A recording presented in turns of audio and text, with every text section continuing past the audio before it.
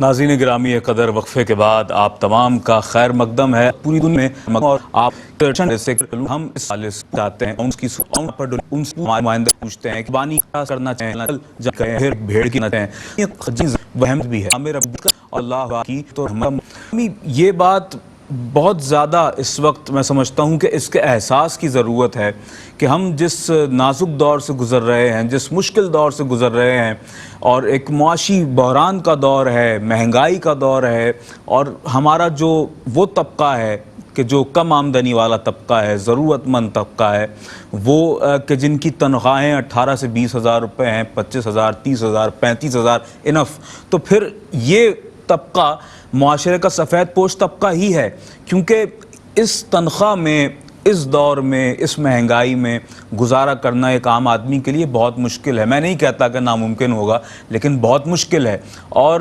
ایسے حالات میں، ایسے معاملات کو دیکھتے ہوئے، اس کی سمجھ بوجھ رکھتے ہوئے اگر کوئی شخص اپنا کردار ادا کرتا ہے تو یقین جانیے کہ آپ اللہ رب العالمین کے محبوب کریم صلی اللہ علیہ وآلہ وسلم کے اس فرمان پر عمل کرتے ہیں کہ الخلق عیال اللہ، کہ تمام مخلوق اللہ کا کنبہ ہے، اور مخلوق خدا کی خدمت کو آپ اپنے لیے مقدم جانیں اور اپنا کردار آگے بڑھ چڑھ کر ادا کریں۔ یہی آپ سے ہماری درخواست ہے۔ علامہ فیصل احمد بیگ عزیزی ہمارے ساتھ موجود ہیں، بہت خوبصورت گفتگو آغاز سے ہو رہی ہے، اور قربانی کی اہمیت، فضیلت، افادیت، بنیادی پس منظر اور معاشرتی اثرات اس وقت تک ہم نے اس موضوع کے ان گوشوں پر ڈسکشن کیا ہے۔ علامہ صاحب، بات یہ ہے کہ ہم دیکھتے ہیں کہ ایک تو غریب وہ ہے کہ جس کے پاس مال نہیں ہے، ایک وہ شخص ہے کہ جسے اللہ نے نواز رکھا ہے، اس کے پاس بہت کچھ ہے، پھر بھی خرچ نہیں کرتا ہے، اور دل میں ایسے گمان پیدا ہوتے ہیں، ایسے خیالات آتے ہیں کہ کیا ہر ایک کی خدمت کا ٹھیکہ ہی میں نے لے رکھا ہے، کیا میں ہی سب کی خدمت کروں گا؟ تو ایسے دل کے غریبوں کے حوالے سے کیا کہیں گے؟ اسلام کیا کہتا ہے، اور اسلام کتنی تلقین کرتا ہے اپنے مسلمان بہن بھائیوں کی خدمت کے حوالے سے؟ اسلام تو یہ کہتا ہے کہ جہاں جہاں قرآن میں حکم ہے کہ نماز قائم کرو، وہیں جڑ کر حکم ہے زکوٰۃ دو۔ واہ، ساتھ ساتھ۔ اس لیے کہ اللہ کو ایسا مسلمان نہیں چاہیے جو اللہ کے حضور تو جھکتا ہو لیکن بندگان خدا سے غافل ہو۔ نماز کے ذریعے اللہ کی بندگی کرو، زکوٰۃ کے ذریعے بندوں سے حسن سلوک کرو، اس لیے نماز اور زکوٰۃ کو جوڑ کر بیان کیا گیا ہے۔ صحیح۔ اللہ یہ چاہتا ہے کہ بندے، ان کی آزمائش دو طریقوں سے ہو رہی ہے، ایک وہ جن کو سب کچھ دے دیا گیا، ان کو دولت بھی دے دی، انہیں صحت بھی دے دی، انہیں جاہ و حشم سب کچھ دے دیا، اور پھر ان بندوں کے لیے ایک معیار رکھا کہ ہم نے سب کچھ تمہیں دے دیا، اب یہ پرکھیں گے کہ تم ہماری نعمتوں کے ساتھ عدل کرتے ہو یا نہیں، اور اس پر شکر کرتے ہو یا نہیں۔ اور دوسرا طبقہ وہ ہے جس سے سب کچھ لے لیا، اس کے پاس دولت بھی نہیں ہے، اس کے پاس صحت بھی نہیں ہے، وہ بیمار ہو جائے تو اس کے پاس ڈاکٹر کی فیس بھی نہیں ہے، اس کے پاس کھانے کے لیے بھی نہیں ہے، اس سے ساری آسائشیں لے لی گئیں، اور پھر اب اسے پرکھا جا رہا ہے منزل صبر پر۔ تو انسان یا صبر کی منزل پر پرکھا جا رہا ہے یا شکر کی منزل پر پرکھا جا رہا ہے۔ جس کے پاس ہے وہ کل کا مالک نہیں ہے، اس میں غربا کا حصہ ہے۔ یہی وجہ ہے نا کہ زکوٰۃ کے لیے غریب سے نہیں کہا کہ تم عمرا کے پاس جاؤ اور ان سے مطالبہ کرو، عمرا کو پابند کیا کہ تم غریب تلاش کر کے اس تک پہنچاؤ۔ جی ہاں، جی ہاں، ایسے ہی تم غریب کو تلاش کرو، اس تک پہنچاؤ۔ پھر وہ جو آپ نے بات فرمائی نا کہ انسان کے پاس ہے لیکن طبیعت نہیں ہے اس کی دینے کی، دل راضی نہیں ہوتا، جی دل آمادہ نہیں ہوتا۔ تو اس پر مولا علی کا ایک جملہ مجھے یاد آ رہا ہے۔ مولا علی فرماتے ہیں بخیل آدمی کے لیے یہ سزا کافی ہے کہ زندگی وہ غریب کی گزارتا ہے، لیکن جب قیامت کے دن حساب دے گا تو امیروں والا دے گا۔ واہ واہ واہ واہ، کیا کہنا، کیونکہ اس کے پاس بہت کچھ تھا، زندگی اس نے غریب والی گزاری، حساب امیروں والا دے گا۔ اور پھر شیخ سعدی علیہ الرحمہ، وہ ہم تو ان کو ایک شاعر کے طور پہ جانتے ہیں، لیکن شیخ سعدی شاعر صوفی بزرگ، اس کے علاوہ شیخ سعدی ایک سیاح تھے. ابن بطوطہ کے بعد سب سے زیادہ سفر شیخ سعدی نے کیا ہے. اچھا ابن بطوطہ کے بعد جو کوئی شخصیت ہے تو شیخ سعدی کی. دنیا بھر میں انہوں نے سفر کیا. ہندوستان میں دہلی تک بھی گئے اور یہاں پہ پاکستان میں ملتان شیخ سعدی. اچھا مفتی صاحب آپ کے قطع کلامی کی معذرت چاہوں گا. ہمارے ساتھ نسرین صاحبہ ہیں امریکہ سے، آپ کی کال شامل کرتے ہیں. السلام علیکم. بکرے کا ڈونیشن اس وقت دیا ہے. جی السلام علیکم. وعلیکم السلام ورحمۃ اللہ وبرکاتہ. مجھے دعا کروانی تھی. جی ہیلو. جی آپ کی آواز آ رہی ہے، فرمائیے. دعا کروانی تھی.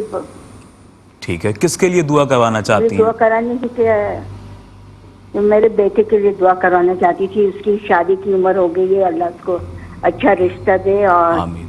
ہمیں ہے نا حج کرنے کا بہت شوق ہے. بس دعا کرائے کہ اللہ ہماری سب قربانی سب قبول کرے اور حج کرنے کی توفیق دے ہمیں. اللہ تعالیٰ آپ کے دیے ہوئے کو قبول فرمائے. اور یہ ایک بہت بڑا کام ہے، میں سمجھتا ہوں یہ بہت بڑی کوشش ہے جو احساس ٹرسٹ بھی کر رہا ہے، اور آپ جیسے مخیر حضرات آگے بڑھ چڑھ کر صدائے احساس پر لبیک کہتے ہوئے اپنا کردار ادا کر رہے ہیں.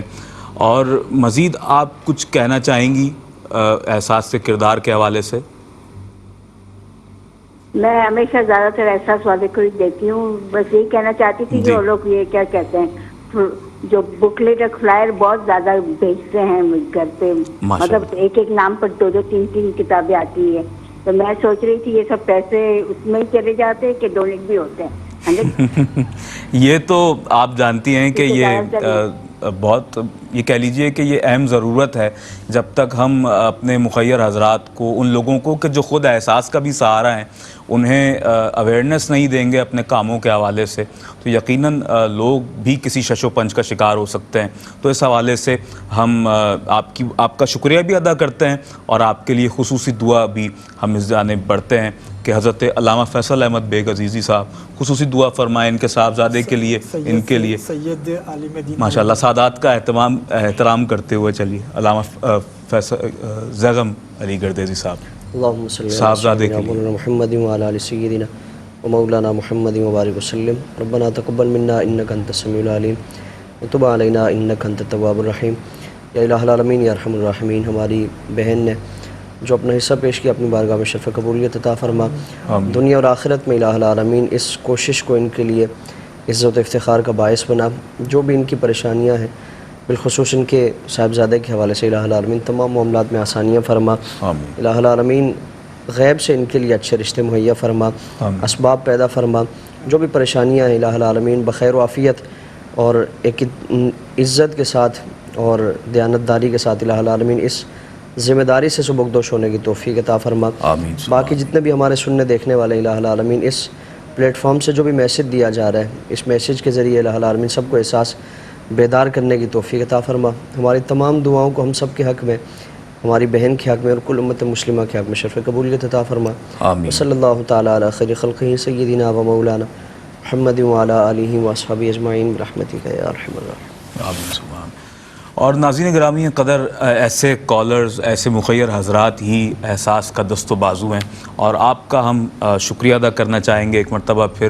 اور دنیا بھر میں ایسے ہی ہمارے اور جتنے دیکھنے والے ناظرین ہیں جو کہ ہمارے ساتھ تعاون کیا کرتے ہیں، آپ سے بھی ہم درخواست گزار ہیں کہ احساس کی اس اجتماعی قربانی اپیل پر لبیک کہتے ہوئے آگے بڑھ کر، جہاں یہ ایک دینی فریضہ ہے، وہیں اپنے مسلمان بہن بھائیوں کی خدمت کے حوالے سے یہ ایک بہت بڑا مرحلہ ہے اور ایک بہت بڑا کام ہے کہ جس کا بیڑا احساس نے اٹھایا ہے. اور آپ کا ہاتھ اپنے ہاتھ میں تھام کر دوسرا ہاتھ ان غریبوں کے ساتھ ان کو تھمایا ہے. اور آپ سے جو ہم رقومات لیتے ہیں، جو ڈونیشن لیتے ہیں، وہ آپ کے ہاتھوں سے لے کر ان مستحقین تک اس کو ڈیلیور کرتے ہیں. ان اشیاء کو، اس پیسے کو، اس گوشت کو، اس راشن پیکج کو، جو کچھ بھی احساس اس وقت کر رہا ہے، وہ سب کچھ آپ کے تعاون سے ان غریبوں تک پہنچتا ہے.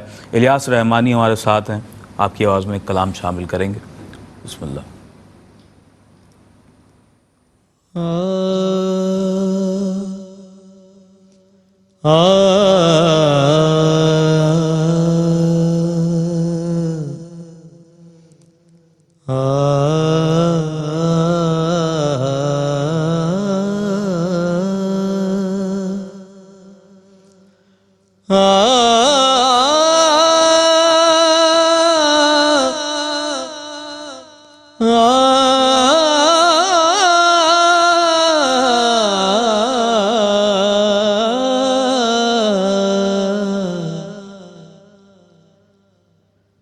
مدینے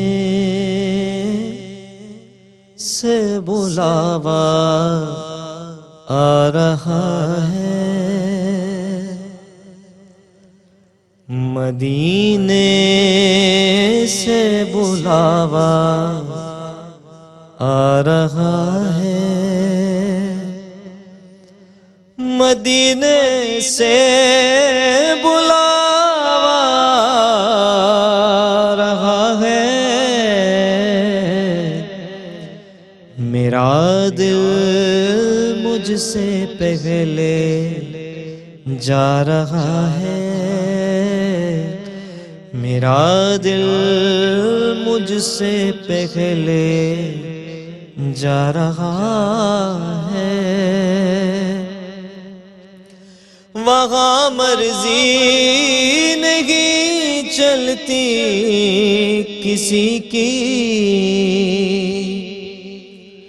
وہاں مرضی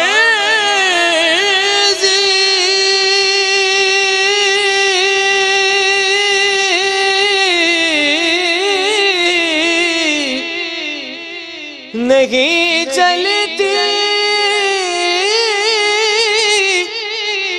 کسی کی، وہاں مرضی نہیں چلتی کسی کی،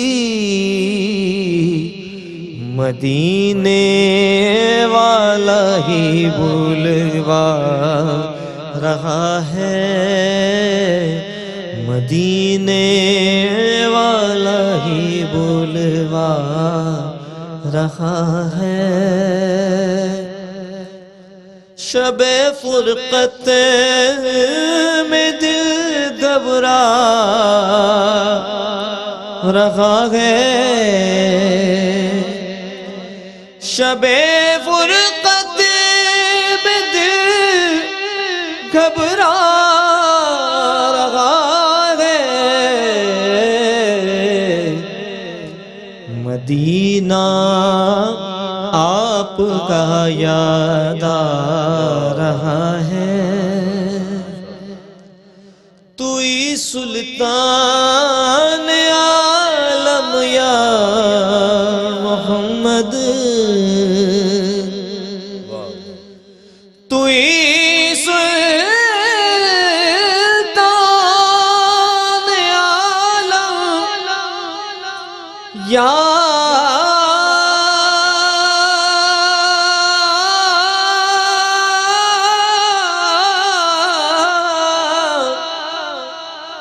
محمد، زروے لطف سوئے من نظر کن،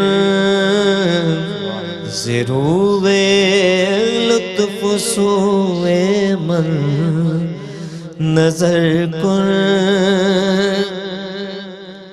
بے بدی جان مشتاقم دراجہ، یا رسول اللہ میرے آقا،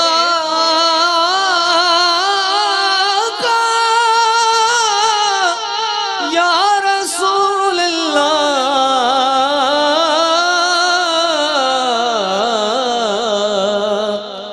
میرے آقا، بے بری جان مشتاقم دراجہ، فدائے روضائے خیر البشر کن، فدائے روضائے خیر البشر کن، مشرف گرچہ شد جامی ز لطفش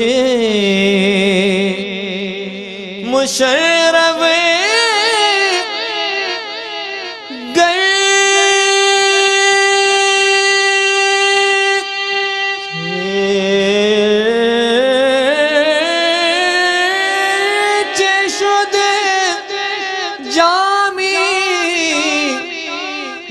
لطفش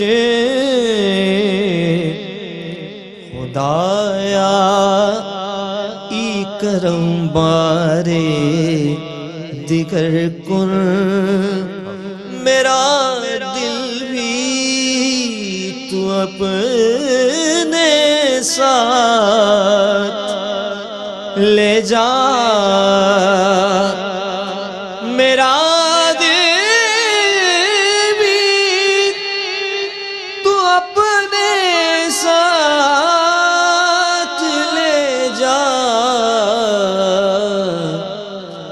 اکیلا کیوں مدینے جا رہا ہے یہ چکی سیدہ کی چل رہی ہے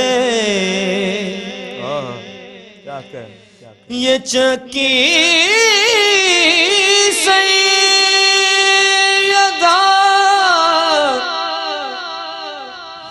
سیدہ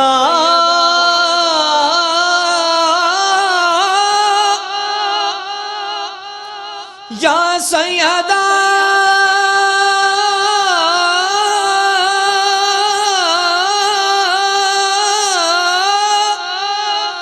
یا سیدہ سیدہ یہ چکی سیدہ کی چل رہی ہے زمانہ جتنا لنگر کھا رہا ہے کہے گا رب اسے جانے دو رضوان کہے گا اسے جانے دو رضوان وسیلہ سیدہ کا لا رہا ہے وسیلہ سیدہ کا لا رہا ہے مدینے سے بلاوا آ رہا ہے ماشاءاللہ کیا کہنے اللہ تعالیٰ آپ کو برکت عطا فرمائے سحر باندھ دیا ماشاءاللہ بڑا عمدہ پڑا ماشاءاللہ لفظ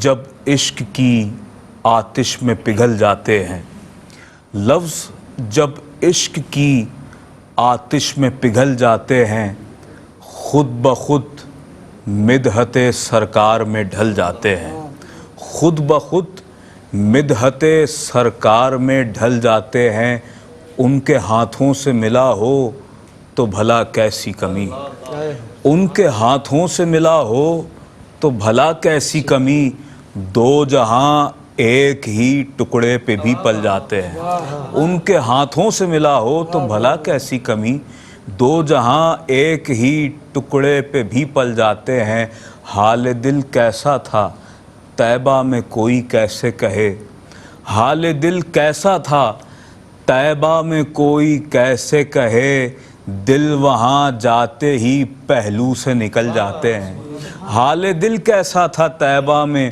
کوئی کیسے کہے ارے دل وہاں جاتے ہی پہلو سے نکل جاتے ہیں اور وہ کسی دل پہ نظر کر دیں تو کیسا ہوگا وہ کسی دل پہ نظر کر دیں تو کیسا ہوگا جن کی مرضی ہو تو قبلے بھی بدل جاتے ہیں.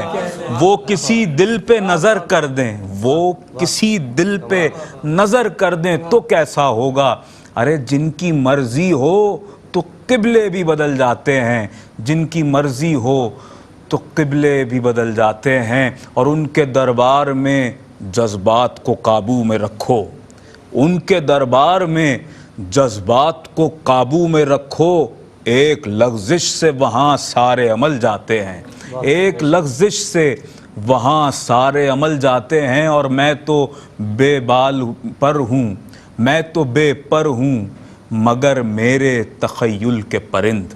میں تو بے پر ہوں مگر میرے تخیل کے پرند. جب بھی جی چاہے سوئے طیبہ نکل جاتے ہیں, جب بھی جی چاہے سوئے طیبہ نکل جاتے ہیں. کاش حسان مدینے سے کبھی نہ پلٹے, کاش حسان مدینے سے کبھی نہ پلٹے. جیسے پروانے جھلک پاتے ہی جل جاتے ہیں, جیسے پروانے جھلک پاتے ہی جل جاتے ہیں. لفظ جب عشق کی آتش میں ڈھل جاتے ہیں, لفظ جب عشق کی آتش میں پگھل جاتے ہیں, خود بخود مدحت سرکار میں ڈھل جاتے ہیں. حضرت علامہ زیغم علی گردیزی صاحب ہمارے ساتھ موجود ہیں. علامہ صاحب کیا کہیں گے؟ اس وقت آپ دیکھ رہے ہیں کہ ہمارے ساتھ کالرز بھی جڑ رہے ہیں, اپنا جو توشہ ہے قربانی کے حوالے سے آگے بڑھ کر بھی اپنا کردار ادا کر رہے ہیں. حضرت جب ہم اس حدیث مبارکہ کی جانب نظر کرتے ہیں کہ جس میں آپ صلی اللہ علیہ وآلہ وسلم نے فرمایا حل جزاء الاحسان الا الاحسان, کہ نیکی کا بدلہ احسان کا بدلہ احسان کے سوا کچھ نہیں ہے. تو یہ کتنا بڑا میں سمجھتا ہوں کہ آج کے دور کے انسان کے لیے یہ فرمان مقدم ہونا چاہیے. کتنا اہم ہے یہ فرمان کہ ہم سب حضور کے اس فرمان کو اپنے لیے عملی زندگی میں اس کا امپلیمنٹ کریں اور اللہ کے بندوں کی خدمت کریں, آگے بڑھ چڑھ کر جس طور پر ہو سکے اپنا کردار ادا کریں. کیا کہیں گے احساس سے کردار کے حوالے سے بھی؟ بسم اللہ الرحمن الرحیم. سورہ رحمان کی آیت مبارکہ ہے هل جزاء الاحسان الا الاحسان. اور اللہ رب العالمین نے ہمیں جتنی بھی نیکیاں اور جتنی بھی نعمتیں عطا فرمائی ہیں ان سب کا تقاضا یہ ہے کہ جس قدر اللہ رب العالمین نے عطا فرمایا ہے اس پر شکرانے کے طور پر, جس طرح اس سے پہلے بھی کلام ہوا کہ جن کو دیا گیا ان کی بھی ایک آزمائش ہے کہ کیا اللہ رب العالمین کی محبت وہ مال کی محبت سے زیادہ ترجیح اور فوقیت پاتی ہے یا پھر اس کو پس پش ڈال دیا جاتا ہے. بخل, کنجوسی اور یہ ساری چیزیں اس سے زیادہ بڑھ جاتی ہیں, فوقیت پا جاتی ہیں. یہ اس کے لیے ایک آزمائش کا معاملہ ہے. اور بالخصوص ایسے دور میں اور ایسے زمانے میں, ایسے حالات میں کہ جب غربت انتہا درجے کی ہو, ہمارے سامنے ہمارے مسلمان بھائیوں کی جو تنگ دستی اور مفلسی والے معاملات ہیں وہ بالکل عیاں ہیں اور کسی سے ڈکے چھپے نہیں ہیں, اور کس مشکل میں ان کا گزارا ہو رہا ہے یہ ساری چیزیں ہمیں پتہ ہے. جی. اس کے باوجود بھی اگر ہم اپنا کردار ادا نہ کریں تو یہ ایک ہمارے لیے ایک لاپرواہی ہے اور اللہ کی بارگاہ میں یقیناً یہ ہمارے مواخذے کا ایک باعث ہے. یہ بھی قابل گرفت ہوگا, ظاہر ہے. اور پھر قرآن کریم میں کئی مقامات پر سرزنش فرمائی گئی. سورہ مدثر کے آخر میں جو جہنمیوں سے جنتیوں کا جو مکالمہ ہے اس کو بیان فرمایا گیا اور فرمایا کہ ان سے پوچھا جائے گا کہ تم کیوں یہاں جہنم میں ہو اور کیوں عذاب میں تمہیں مبتلا کیا گیا. تو وہاں فرمایا گیا پہلی جو چیز فرمائی گئی کہ لم نکو من المصلین ولم نکو نطعم المسکین, کہ ہم نماز نہیں پڑھا کرتے تھے. اور دوسرے نمبر پر فرمایا گیا کہ ہم مساکین کو کھانا نہیں کھلاتے تھے. یعنی باوجود اس کے کہ ہماری حیثیت تھی, اللہ رب العالمین نے مال کی فراوانی عطا فرمائی تھی, ہم چاہتے تو یہ عمل کر سکتے تھے اور ہمارے سامنے اس کی ضرورت بھی تھی, لیکن ہم مال کی محبت نے ہمیں پا لیا, ہمیں پکڑ لیا, جکڑ لیا, اور پھر اس وجہ سے ہم نے اپنے جو مساکین بھائی ہیں, غرباء ہیں, فقراء ہیں, ہم نے ان کی مدد نہ کی, اور جس کی وجہ سے آج ہم اس نتیجے پر پہنچے, اس انجام پر پہنچے. اور آپ صلی اللہ علیہ وسلم کی ایک حدیث بھی ہے, بلکہ حدیث قدسی ہے, کہ اللہ رب العالمین کی بارگاہ سے فرمایا جائے گا جب کل اس کی بارگاہ میں بندے پیش ہوں گے تو فرمایا جائے گا کہ مجھے بھوک لگی تھی, تو نے مجھے کھانا نہیں کھلایا, مجھے پیاس کی ایک اس کا احساس تھا, تو نے مجھے پانی نہیں پلایا, لباس کی ضرورت تھی, تو نے مجھے لباس نہیں دیا. تو بندہ اللہ کی بارگاہ میں عرض کرے گا کہ الہی میں تجھے کیسے یہ ساری چیزیں دیتا, یہ تو انسانی عوارضات ہیں تو اس سے پاک ہے، یہ بشر سے متعلق جو اس کی ضروریات ہیں تو ان ساری چیزوں سے منزہ اور مبرہ ہے۔ میں تجھے کھانا کیسے دیتا، پانی کیسے دیتا، لباس کیسے دیتا، تو اللہ کی بارگاہ سے فرمایا جائے گا کہ کیا تو جانتا نہیں تھا کہ میرے بندوں میں فلاں فلاں وہ ان ساری چیزوں کے محتاج تھے، تمہارے گرد و نواح میں، تمہارے قرب و جوار میں ایسے ہزاروں افراد موجود تھے کہ جو ان ساری چیزوں کے ضرورت مند تھے، اگر تم ان کی اس طور پر خدمت کرتے تو میری رحمتوں کو وہاں پا لیتے۔ یعنی اگر ہم اللہ رب العالمین کی رضا کے لیے معاشرے کے جو پسے ہوئے افراد ہیں اور غریب ہیں، فقیر ہیں، تنگ دست ہیں، اگر ہم ان کی مدد کریں گے تو اللہ رب العالمین کی رحمتوں کو ہم وہاں پائیں گے۔ اور اتنی تاکید فرمائی جا رہی ہے کہ فرمایا کہ اگر ایک بکری کا کھر بھی دے سکتے ہو، یعنی تمہاری حیثیت زیادہ نہیں ہے، اس سے یعنی اس خیال میں انسان نہ رہے کہ میں بہت زیادہ اہتمام نہیں کر سکتا تو میں کوشش ہی نہ کروں۔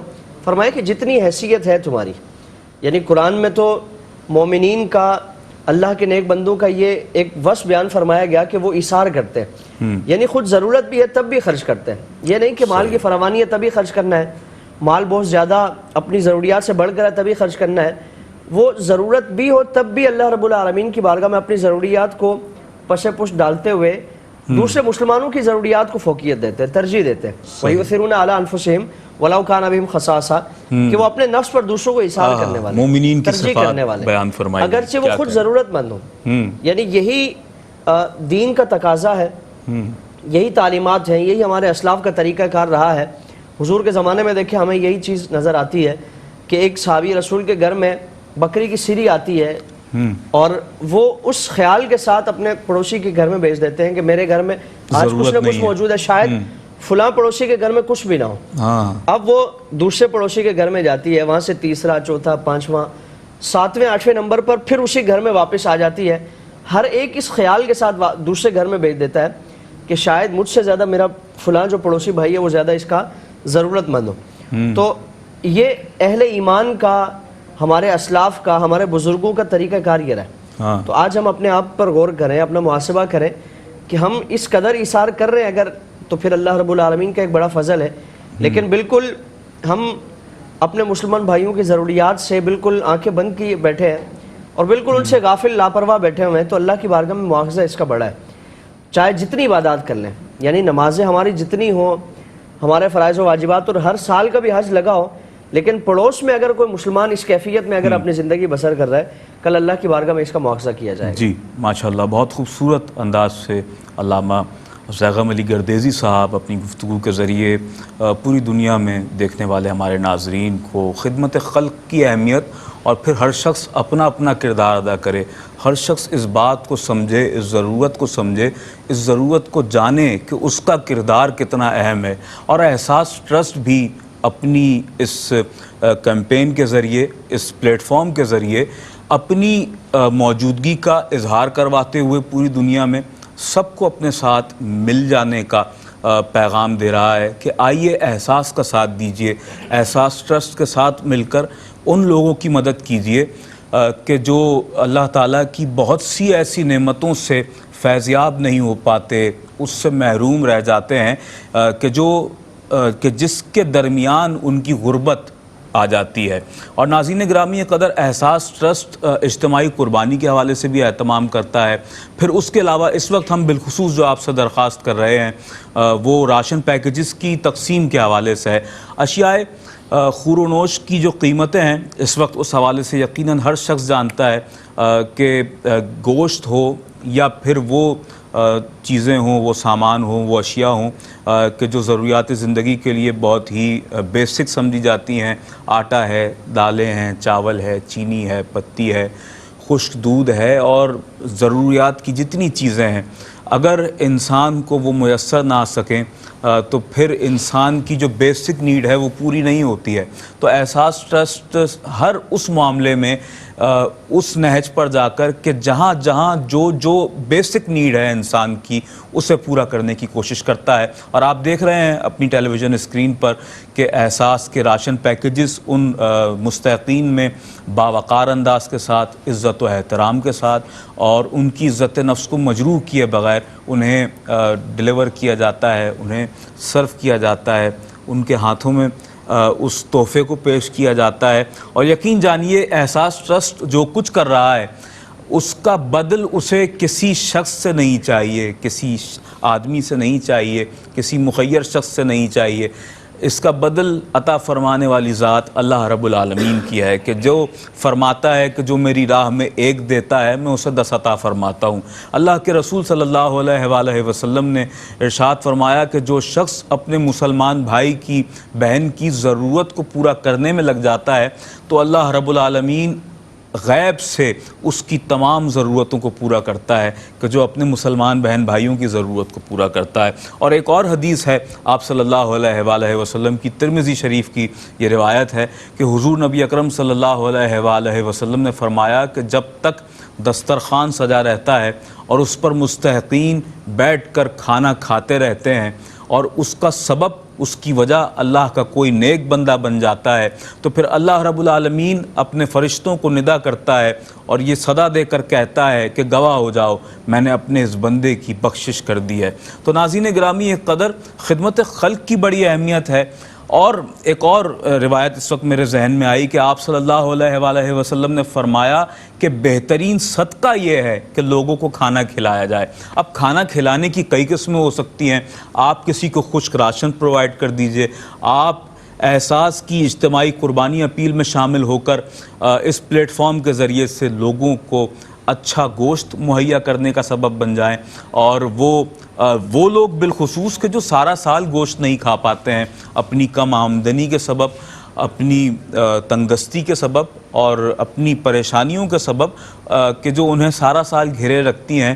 کیونکہ ایک عام سی کم تنخواہ پانے والا شخص کہ جس کی تنخواہ جیسے کہ میں نے پہلے بھی عرض کیا کہ 20-25-30 ہزار روپے کمانے والا اس دور میں آپ اس بات سے اتفاق کریں گے کہ وہ شخص مہینے میں ایک مرتبہ بھی اگر اپنے گھر والوں کو بیف کھانے کے لیے دسترخوان پر پرووائڈ کرنے میں کامیاب ہو جائے تو یہ ایک بہت بڑی بات ہے, جبکہ ایسا بھی نہیں ہوتا ہے بہت سے گھرانوں میں.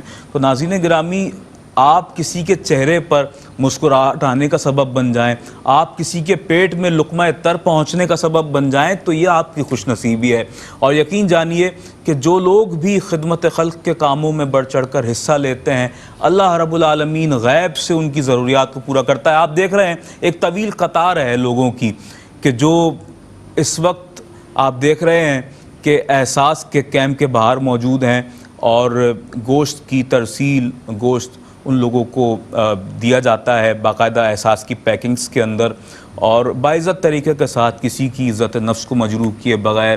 اور ان کو کیونکہ یقین جانیے جب آپ کسی کی خدمت کرتے ہیں تو دراصل آپ اس پر مہربانی نہیں کر رہے بلکہ اللہ تعالیٰ نے اسے آپ پر مہربانی کرنے والا بنا دیا ہے. علماء اس حوالے سے تفصیل بیان کرتے ہیں کہ وہ جو شخص ہے جو لینے والا ہے وہ آپ پر اس طور پر مہربانی کر رہا ہے کہ جب آپ اس کی خدمت کر دیتے ہیں تو پھر بدل میں اللہ رب العالمین آپ کو بہت سی نیکیاں عطا فرماتا ہے اور پھر آپ کو غیب سے عطا فرمانے کا وعدہ بھی کرتا ہے. تو یقین جانیے کہ وہ لینے والا تو جو اس کے نصیب میں ہے وہ تو لے گیا, لیکن آپ کی دنیا و عاقبت کو یقین جانیے کہ وہ ایک شخص سنوار جاتا ہے. اور یہ چراغ احساس ٹرسٹ نے روشن کیا ہوا ہے. آئیے آپ بھی اسی چراغ سے چراغ جلائیے اور اپنی خدمات کو پیش کیجیے. فائز سید آج ہمارے ساتھ موجود ہیں, آپ کی آواز میں کلام شامل کریں گے. بسم اللہ. اہل بیت کی شان میں ایک چند اشعار پیش خدمت ہیں. مجھے عشق ہے تو خدا سے ہے, مجھے عشق ہے تو رسول سے, یہ کرم ہے زہرا بطول کا, یہ کرم ہے سیدہ بطول کا.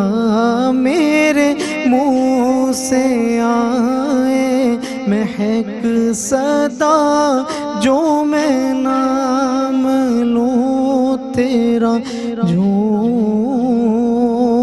کے, میں تو پنج تن کا غلام ہوں, میں تو پنج تن کا غلام ہوں، میں تو پنج تن کا غلام ہوں، میں فقیر خیر الانام ہوں، میں تو کل بھی ان کا غلام تھا، میں تو اب بھی ان کا غلام ہوں، میں تو پنج تن کا غلام ہوں، میں تو پنج تن کا غلام ہوں، مجھے عشق سر و ثمر سے ہے، مجھے عشق سارے چمن سے ہے، مجھے عشق ان کے وطن سے ہے، مجھے عشق ان کی گلی سے ہے، مجھے عشق ہے تو علی سے ہے، مجھے عشق ہے تو حسن سے ہے، مجھے عشق ہے تو حسین سے، مجھے عشق شاہ زمان سے ہے، میں تو پنج تن کا غلام ہوں، میں تو پنج تن کا غلام ہوں، میں فقیر خیر الانام ہوں، میں تو پنج تن کا غلام ہوں، ہوا کیسے تر سے وہ سر جدا، جہاں عشق ہو وہی کربلا، میری بات انہی کی بات ہے، میرے سامنے وہی ذات ہے، وہی جل کو شیر خدا کہے، جنہیں باب صلی اللہ کہے، وہی جل کو آل نبی کہے، وہی جل کو ذات علی کہے، وہی جل کو ذات علی کہے، وہی پختہ ہے، میں تو خام ہوں، میں تو پنج تن کا غلام ہوں، میں تو پنج تن کا غلام ہوں۔ کیا کہنے، فائز سید بہت خوبصورت انداز سے پنجتن پاک کی شان میں منقبت کا نذرانہ پیش کر رہے تھے، اور میں اس وقت حضرت علامہ زیغم علی گردیزی صاحب کی جانب بڑھوں گا۔ علامہ صاحب کیا فرمائیں گے، بالخصوص جب ہم قربانی کے حوالے سے بات کر رہے ہیں اور اس اہم ترین موضوع کے مختلف گوشوں کو ہم آج کور کرنے کی کوشش کر رہے ہیں۔ حضرت یہ بھی دیکھا گیا ہے کہ جب ہم قربانی کر رہے ہوتے ہیں تو عین بوقت قربانی دیکھا گیا ہے کہ جانور کا کوئی جسمانی عیب ظاہر ہو جاتا ہے، اور کیا کہیں گے اس حوالے سے کہ کیا اگر ایسا ہو جائے تو قربانی ہو جاتی ہے یا نہیں ہوتی، اور قربانی کے جانور کو جب لایا جائے تو کن باتوں کا خیال رکھا جائے، کیسے جانور کی قربانی کی جائے، اور اس کی نگہداشت کے حوالے سے، دیکھ بھال کے حوالے سے کیا باتیں ہمیں مقدم رکھنی چاہیے؟ نان بھائی، قرآن کریم میں ان قربانی کے جانوروں کو اللہ تعالیٰ کی نشانی قرار دیا، یعنی یہ وہ جانور ہیں کہ جن کے ذریعے اللہ کی عبادت کی جائے گی، تو اللہ کی بارگاہ میں ان جانوروں کا بھی ایک بڑا مقام اور بڑا مرتبہ ہے۔ سبحان اللہ۔ اسی لیے ان جانوروں کی خدمت کرنا، ان کو کھلانا پلانا، ان کا خیال رکھنا اور ان کے ساتھ ایک اچھے طریقے سے برتاؤ کرنا، اس کی تاکید فرمائی گئی. صحیح.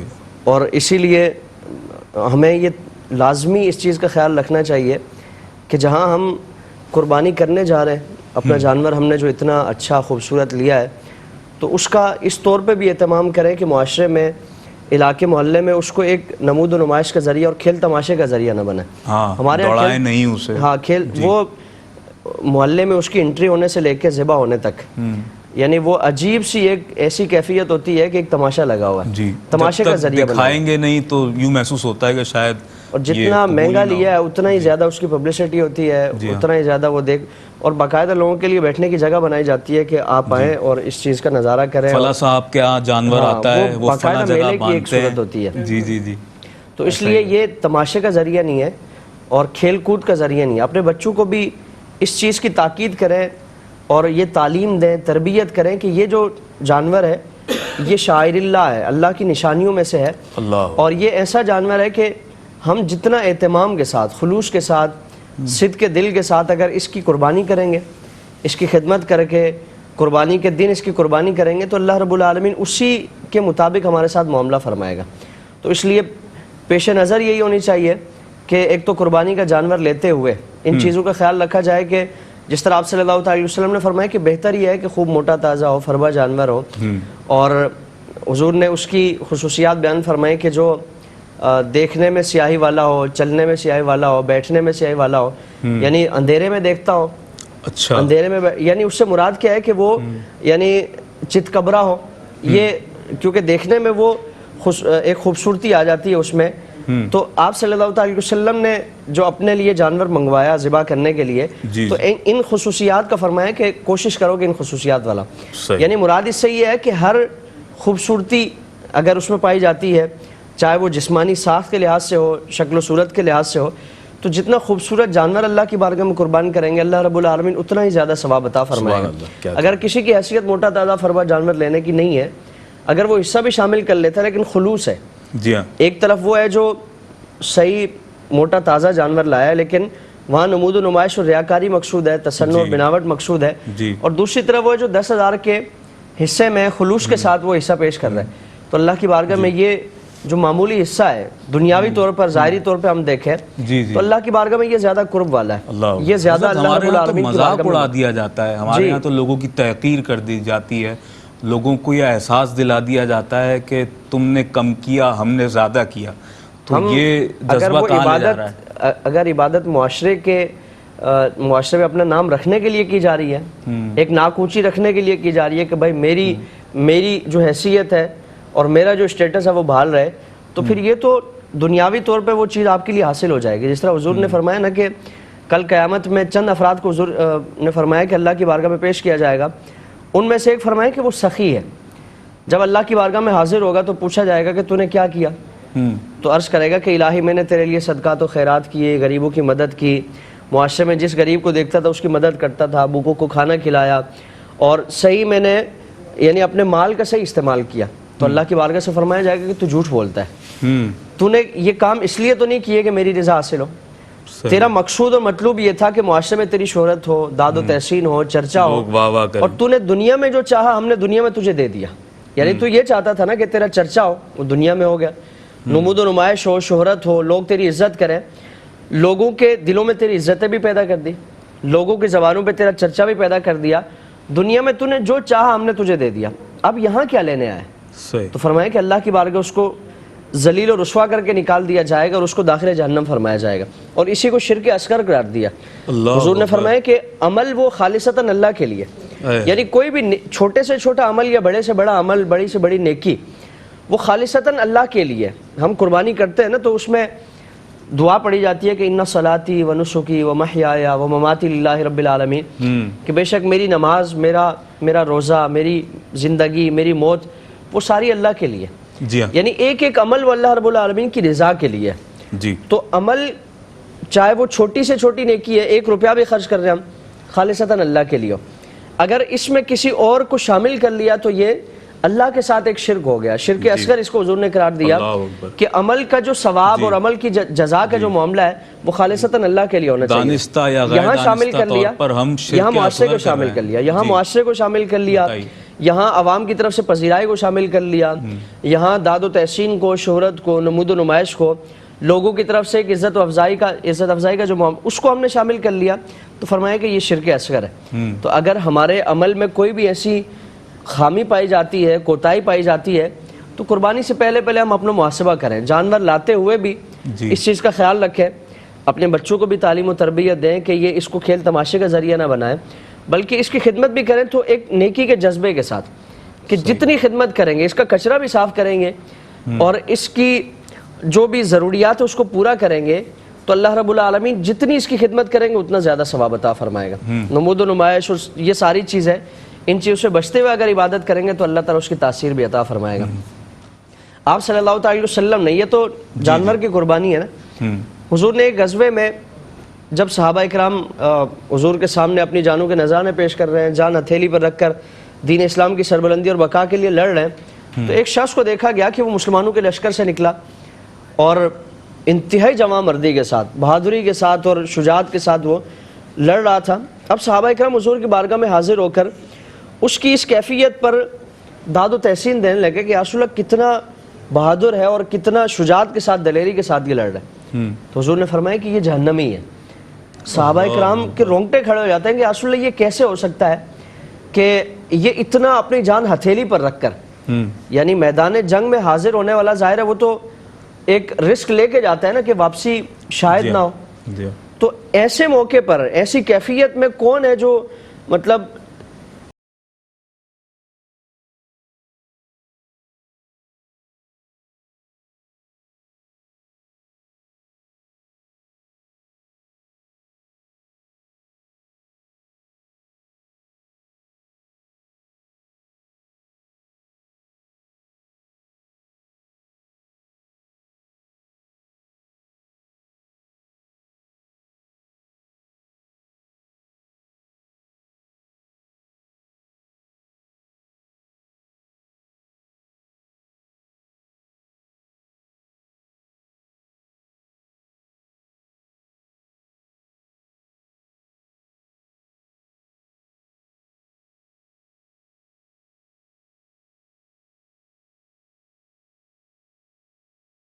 اللہ کی رضا کے علاوہ کچھ اور چاہتا ہوگا. تو حضور نے فرمایا کہ یہ جہنمی ہے. اب ظاہر صحابہ اکرام وہ جانتے تھے, ان کا عقیدہ تھا کہ اللہ رب العالمین کا جو اللہ کے حبیب صلی اللہ علیہ وسلم کا معاملہ ہے, حضور نے جو فرما دیا اس میں کوئی تبدیلی نہیں ہو سکتی. اب جب میدان وہ جنگ ختم ہوئی, سارے معاملات ختم ہوئے, تو آپ صلی اللہ علیہ وسلم نے صحابہ اکرام کو اس شخص سے متعلق فرمایا کہ وہ دیکھو کہاں ہے. تو دیکھا گیا کہ اس نے اپنے سینے میں خنجر گھونپا ہوا ہے اور خودکشی کر کے اپنے آپ کو اس نے مارا. اللہ اکبر. تو حضور کی بارگاہ میں جب معاملہ پیش کیا گیا تو حضور نے فرمایا کہ وہ لڑ اس لیے نہیں رہا تھا کہ دین کی بقا ہو, دین کی عزت اور دین کی جو کامیابی ہے, مسلمانوں کی جو کامیابی ہے اس کا معاملہ ہو, بلکہ وہ اپنی نمود و نمائش کے لیے لڑ رہا تھا.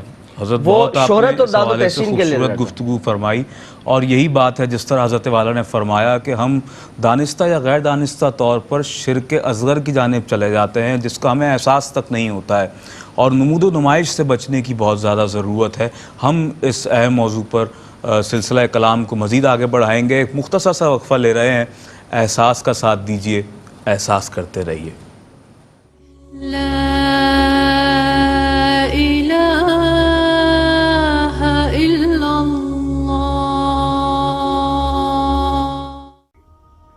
ناظرین, اگر آپ ایسی ہی مزید ویڈیوز دیکھنا چاہتے ہیں تو ہمارا ARYQ-TV کا چینل سبسکرائب کیجئے اور بیل آئیکن کا بٹن دبانا نہ بھولیے تاکہ آپ سے کوئی پسندیدہ پروگرام مس نہ ہو جائے.